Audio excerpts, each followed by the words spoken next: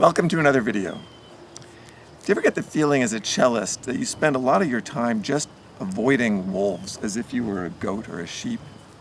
I have our pet goats here, Rumi and Fern and Happy, to give me moral support as I make this video. When you think of the way a cello string oscillates, you might think of a sine wave, a big smooth S-curve as it's going back and forth, but that's actually not the way a cello string vibrates.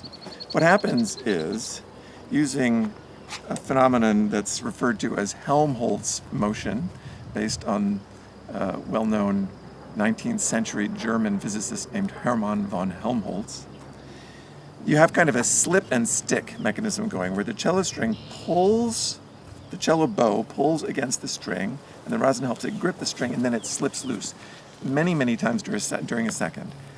What this motion is as if it's the cracking of a whip. It's a sawtooth pattern as the string slips and re-engages with the rosin bow. The sawtooth wave goes to the nut and back dozens or hundreds of times per second. And, oh, don't worry folks, we never use this whip on the goats. For the PETA folks out there, this is strictly for demonstration purposes. So, over the years, decades, and centuries, cellists have come up with many ways of trying to manage this. The simplest way is just to squeeze the cello between your knees to mute those resonances a little bit when they come up, and that can be helpful. Historically, some cellists, Paul Casals, sometimes Janos Starker, Emanuel Foreman, they would sometimes use the cork from a wine bottle and stick it sort of on a diagonal underneath the tailpiece to mute the frequencies of the top that were the offending frequencies. But what we have come to realize as more and more people study this phenomenon is that it's really rooted to an area. The phenomenon starts with an area just below the C-side F-hole. Right about here. This is where those hyperactive frequency resonances happen that are so extreme that they disrupt the motion of the bridge and they cause the bow to gurgle on the string, or the string to oscillate in an uncontrolled way that almost sounds like the bleating of a goat. And so, although many of these string mechanisms work pretty well, some people even use a tort mute where they can wedge it on. Those can be helpful. We have found that going right to the source of the problem and creating a coupled oscillator that attaches to the top of the cello there is the best way to deal with these. And so many of you may remember that over the last couple of years, Saddle Rider released an open source resonator that allowed you to pull off the top magnet and change the number of magnets inside, change the mass. It was modeled after a popular device that's been in the market, but we felt was much too heavy and couldn't be adjusted. So we made something that was about half that weight, and we felt it sounded more transparent and better, and moreover, you can change the number of magnets inside it. So that's what's special about this. And our intention was that people would make these, and we wouldn't need to create them for the cello community. But what's happened is lots and lots of cellists have contacted us to see if we'll make one for them. And while it's really fun to interact with people and to share these devices, it gets, it cuts into time for creating other devices. So my friend George Shigalski and I got together and decided to come up with a design that we could produce in larger quantities. And with George's really brilliant engineering know-how, he came up with a clippable lid. Everything is made out of machined carbon fiber. He came up with a lid that clips on just beautifully, so it's very easy to change the number of magnets inside and to adjust exactly the balance and the frequency resonance of the device itself. So a little bit about how this works, but first I'm going to show you how to remove one, because I happen to have one on my cello already in the disengaged position. I'll show you how to get it out. So I'll put the cart before the goat, as they say, the cart before the horse, to get it out. And and then I'll show you how to put one in. So in order to get one out safely, the easiest way is to move the magnetic top right to the side of the F-hole, and then put the removal tool in so that it attaches itself magnetically to the internal part and the external part. When you do this, you can just slide it right out like that, and it comes out very easily. To put it in, it's an opposite procedure. You attach the canister and lid to the insertion tool, put it in the F-hole, and put the external magnet, the brass-colored external magnet, down, away safely out of the magnetic field, and then slide together until it attaches, and then pull the insertion tool straight out, and then you have it, and you can move it wherever it helps the sound of your cello the most. Now, how to adjust these things? When we send them out, we have 3 magnets on the inside, floating in their reverse polarity, and we have 4 on the bottom, like this. So that these are extra magnets for adjusting, trying different weights. You can make a lot of different balance points, a lot of different frequency resonances for the device itself, which all change the way it interacts with the instrument. So the first thing you do when it arrives is take off the external magnets and put them out of harm's way. I like to put them on as sort of a magnetic kitchen implement, just put them there so they're sticking to something secure and they're not going to fly across the room. A word of caution, these magnets are very strong. They shouldn't be left around for kids to play with and put in their mouth, or pets. And definitely when you're not holding one, put it on something magnetic that's going to hold it securely. And also, if you happen to have a pacemaker, or if your luthier has a pacemaker, be very careful, because the magnets are strong. You don't want to put them up against a pacemaker. It's possible that the induction could cause some confusion in the circuitry of the pacemaker. So that's very important to keep track of.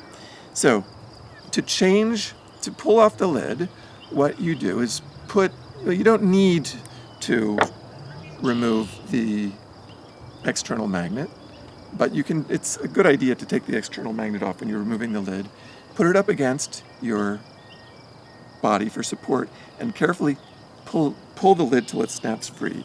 Put your finger over the canister to keep the 3 magnets inside there.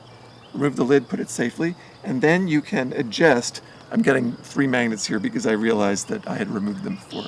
So you have the 3 magnets outside of the canister and the lid safely stored away. When you want to put magnets in, you can change to 4, 5, 6, even 7 fit in there. But we suggest 3 as a good starting point. We think that works best for most instruments.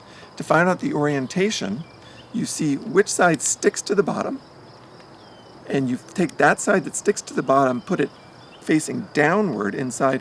That's very important. If you get it the wrong way, boom, they'll snap to the back and they're very hard to get out. So make sure the side that is attracted to the bottom, pull sideways to remove it. It's hard to pull straight out because they're tough magnets. Pull sideways, and then put that attracted side face down inside, and then you can take the top, lining up the grooves lining up the little clips inside the cap with the grooves. You just snap it on, and you're good to go with the next adjustment. Another word of caution to pay attention to: if you just kind of pull it off like that, whoops, there go the magnets. The magnets might fly, or what's more likely to happen is that they'll fly off and get stuck upside down in the lid. That they can be very hard to get out because you can't get a grip. So the way to get them out if that happens is to take the extra 4 magnets that we include, put them on there, making sure that the outer magnet is not attached, and pull straight out. They'll come off. So what that brings up is another adjustment method. You can have 0, 1, or 2 magnets inside the lid as the North Pole. And what that changes, if you have 1 magnet inside the lid, which is the default assembly that we include, then when you put the outer magnet up against the lid, it pulls sort of in the middle setting. If you remove that internal magnet, it's a little more gentle. If you add another magnet, it's a little tighter still. So one magnet inside, as we ship it, is the default tension. If you have a very old or very thin-topped instrument, you might opt for no magnets inside. Or an instrument with spirit varnish, you might want to have the magnets pull a little less tight because spirit varnish isn't as tough as oil varnish, and it might be a little more prone to getting abrasions. Although we've never had that problem, we have heard of the heavier, the resonators that are twice as heavy as these, that are widely used in the field. Sometimes those do cause abrasions in the varnish. So please be careful and talk to your luthier to decide how tightly you want it to hold on the top. But we recommend one magnet as a good middle ground for both function and for safety. And we also use very thick felt to protect the cello very securely. So now I guess maybe if this rain holds off, I will step over here and play the instrument a little bit, just play a wolf tone and demonstrate how you can move the resonator on and move it off to remedy a wolf tone. So the rain has held off, and we hope it does a little longer so I can show you, actually demonstrate a wolf tone.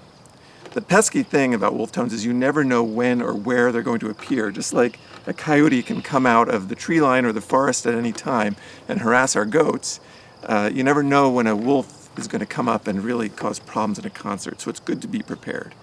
As I said before, I generally keep a wolf resonator off in the disengaged place so that it's there when I need it. And let's see if I can find Bruiser's wolf today. It's usually a little around F sharp.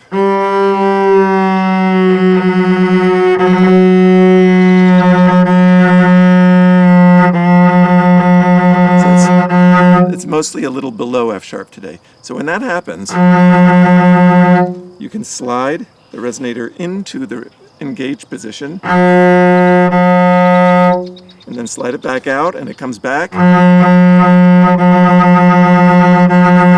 and then push it back into the engaged position. And you can hear how the coupled resonance manages that wolf. Now, it just so happens that that wolf note is a little below an F sharp, and I might be able to get through an entire concert without running into it, unless I'm in the middle of a slide, something like that. But still, it may move. Wolves move. They have a tendency to do that in the weather. They get worse, they get better. And that's why I really prefer this kind of a mechanism to something that clamps to the string. The ones that clamp on the string color the sound all the time. This is about the most transparent sound that we've been able to come up with, but it's also very easy to disengage. It's no more difficult than pulling a broken bowstring off of the bow or putting on a mute or disengaging it. It's very easy and discreet. You can even just pull it in for a particular phrase and disengage it when you don't need it. So that's what I like most about these, in addition to the adjustability. If you have any questions, don't hesitate to reach out. Thanks for listening, and we hope you enjoy experimenting with these wolf resonators.